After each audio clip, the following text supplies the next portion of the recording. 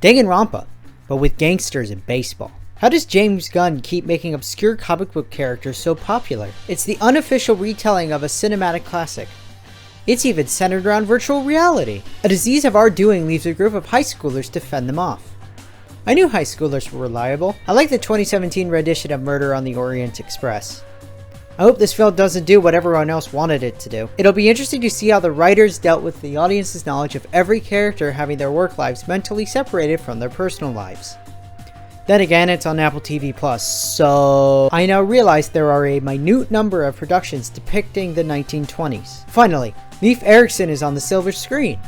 Wait, is a quote-unquote sequel to History Channel's Vikings. It's awful how easy it is to be rich and fraudulent. I love animated anthologies. Yeah, we're going to ignore the source material. What could go wrong? It's not the first time I've heard about the conflict between India and Great Britain. And it certainly won't be the last. The best part is a release date because the producers possibly knew it would be terrible. A Japanese military strategist is reborn into the beautiful world of music, automatically making it one of the best shows of 2022. Tribe 9, but with waifus playing golf. Once the multiverse is the tip of an iceberg, films pick up steam and accolades. This film looks better than its predecessor, including its official poster connecting to the game's poster from 1992. Hero and villain relationships can be interesting, which includes romance. 3 unique characters come together and form one of the greatest trios in recent memory. I love when everyone, including myself, forgot this film released. It's even better when you see what Warner Brothers did later in the year. Many people love this mystery show, but Disney doesn't seem to understand anime's popularity in the United States. What? A bad guy turned good trope mixed with a hero-villain romance made by DreamWorks? They might be redeeming themselves here. I need to watch Nordic productions because they look well made.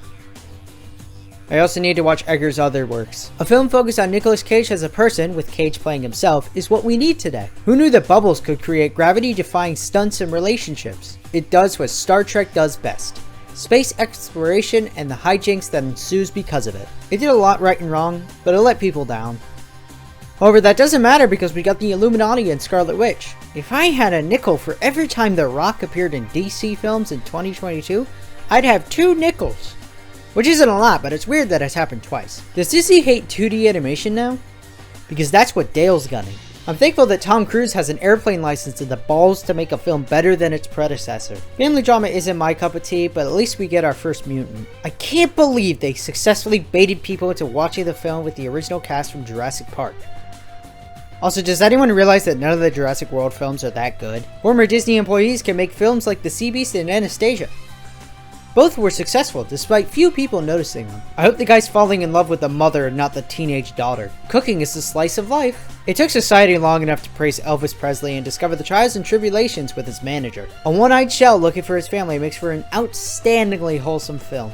Just like Klaus. It also took society long enough to make a princess who beats up her enemies. According to this series, if you get on Chris Pratt's list, you die from boredom. I hope for a pleasant balance between the slice of life and gunslinging action because it looks promising. We're going on a trip with a cool vampire girl flying in the night with lots of slice of life. Taron Egerton must race against time to expose his serial killer, all for the sake of his character's freedom.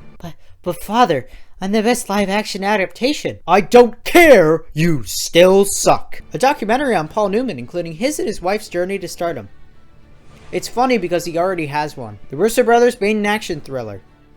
However, they haven't reached their MCU level of quality with their original productions. There's no way I'm watching this, no matter how many times you tell me it doesn't include psychological horror. Let me be a Lucasfilm fan. Time travel shenanigans have won me over again, but I'm predicting there's more than what the Atom Project had. I'm delighted to see how badly the human race could screw something up by ruining an irreplaceable moment in music history. All this film needs to be great is unparalleled fight sequences, which is likely why critics didn't like it. Am I finally interested in watching a Predator film without someone telling me to? Everywhere I go, I notice a new comic book series that's popular and yet also from comics I've never heard of before. I am Groot. I love seeing one of the creators of Phineas and Ferb continue into new and exciting projects. There's so much wrong with this show, including Megan Thee Stallion's cameo scene. Did they even get approval from George R.R. Martin for this? The power of human AI is overwhelming me. I never remember who asked for a prequel to the Lord of the Rings trilogy.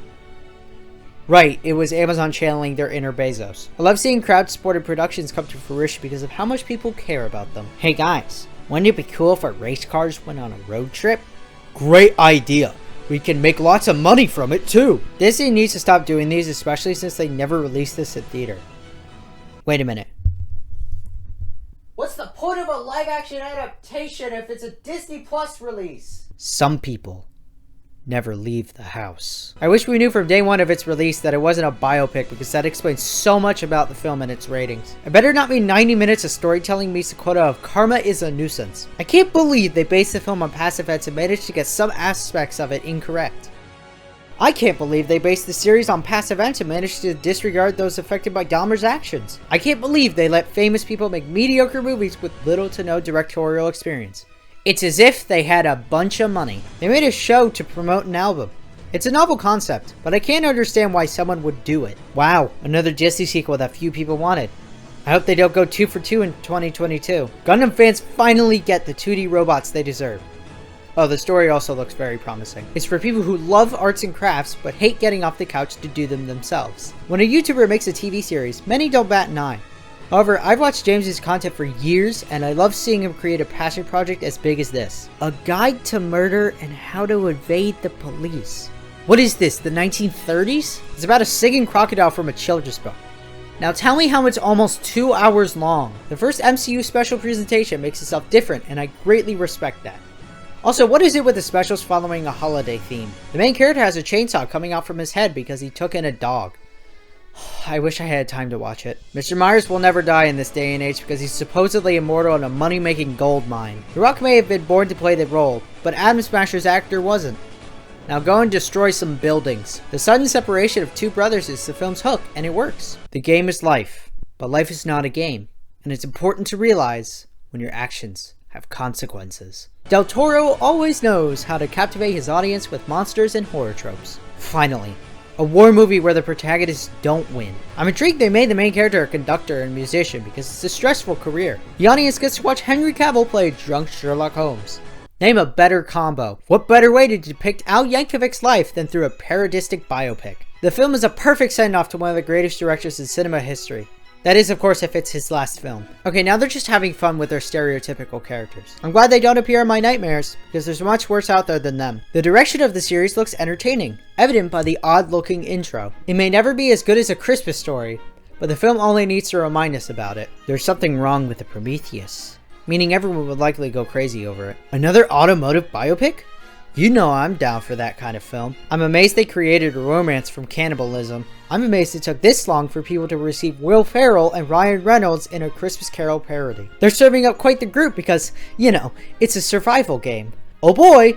I hope Disney marketed this movie well despite having a history of failed adventure films. Mr. Blanc, there will be another murder and you must be there for it so we can make more money. War biopics are my bread and butter. Especially when it has planes. I need this to dethrone Stranger Things because the series is much more entertaining, and I also don't like Stranger Things. Yet another Disney sequel nobody asked for but got anyways to a lukewarm reception. At least they made the protagonist a villain. Disney, stop taking my money for sequels nobody needed! Will Smith is a slave. It took this long for someone to make an R-rated Santa film? The definitive version of Pinocchio's story on the big screen. Now, why were there 3 Pinocchio films released in 2022? Brendan Fraser is the best part of the film, and it's an astounding achievement. Sonic in the Multiverse might be the best thing people never knew they needed. I must tell everyone that world building is one half of the story again, because there was a minimal storyline in Avatar. Finally, a good Puss in Boots story. It better not be Oscar bait. However, it's another biopic. So, how does pre-medieval times look more advanced? Also, how is this a pile of garbage?